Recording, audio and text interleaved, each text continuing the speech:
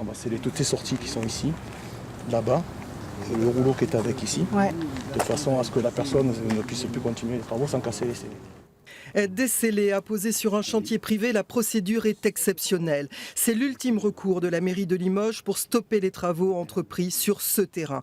La parcelle est inconstructible. Il y a une trentaine d'années, Valeo a été autorisé à y enfouir des déchets d'amiante. Le terrain fait l'objet d'une servitude d'utilité publique prise par le préfet, interdisant de racler et de creuser le sol. Interdiction dont l'actuel propriétaire a décidé de s'affranchir. Depuis plusieurs mois, il viabilise son terrain. Les habitants du lotissement voisin sont inquiets.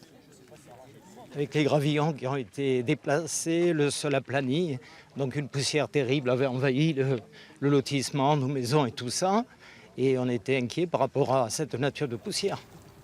Car l'amiante est cancérigène. Alertée par les riverains face aux dangers pour la santé publique et l'environnement, la mairie de Limoges a multiplié les recours à l'encontre du propriétaire. Il a fait l'objet de procès-verbaux, d'arrêtés d'interruptifs de travaux du maire, d'un procès-verbal pour le non-respect de l'arrêté interruptif de travaux. Donc là, il encourt une peine de 3 mois de prison et de 75 000 € d'amende.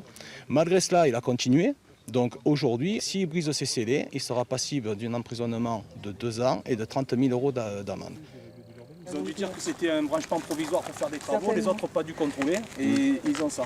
Normalement, ils n'ont pas le droit. Donc vous allez me faire une lettre de rappel à Enedis aussi.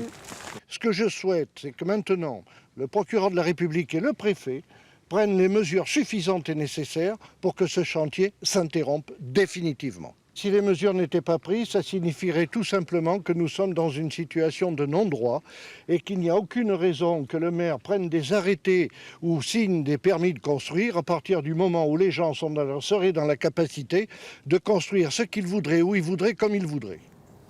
Informé de la pose des scellés, le propriétaire du terrain resté ce matin injoignable.